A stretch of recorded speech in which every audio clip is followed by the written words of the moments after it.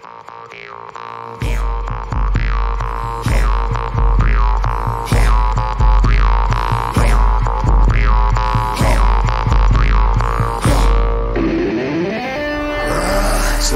štát jestvuje už zo pár rokov.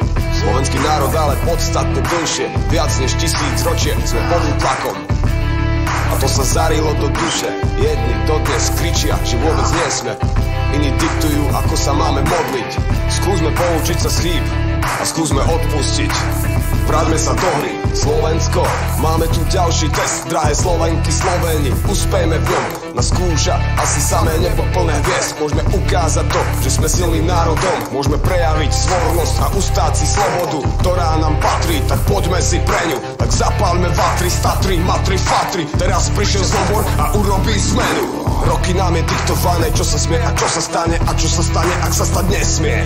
Tak nedajme sa vykoľajiť, až nás bude niekto haniť. Ešte o nás budú písať piesne.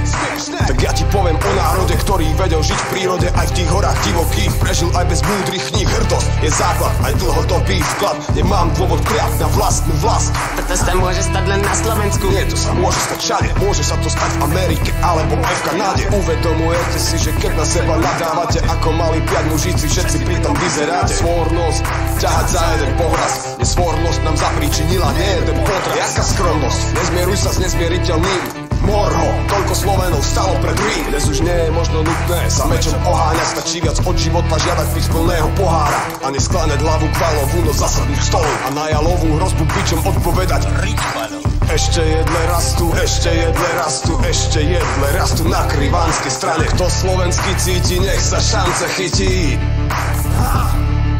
Stav je vraj krátky a rýchlo pominie. Povinne dať cudzie látky do tela je násilie. Lenže násilník je pre nich ten, čo sa búri. Hen ten denník napíše bez cenzúry, ale cenzúrovať budú bez problémov hlas ľudu. Presne jak za doby neslobody, bez ostudu. Najľahšie by bolo asi vykopať studňu, postaviť vysoký múr a poslať loď ku dnu. Dokopaný socializmom, nevznalý kapitalizmom. Sorry, sme len malou rybou v mori. Lúpežníci vo vláde zamaskovaní v pomáde sú istí iba kým chodíme voliť.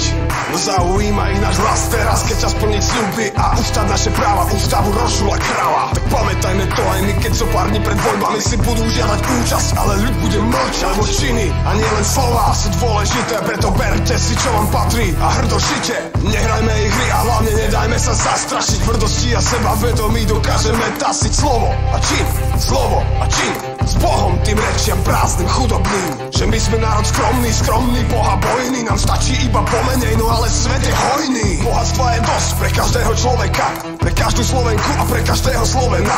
Sme šikovní a pracovití, buďme teda aj chytrí. Neobvinujme iných, všetko mám v rukách ja i ty. Do tvrdého dreva predsa ťažko pustí šerva. Rýchlym krokom poberie sa politická zberba, čo vynášajú veci z domu lacno ako feťáci. Dovidenia fešáci, dovidenia čest práci. Je to v tvojich rukách.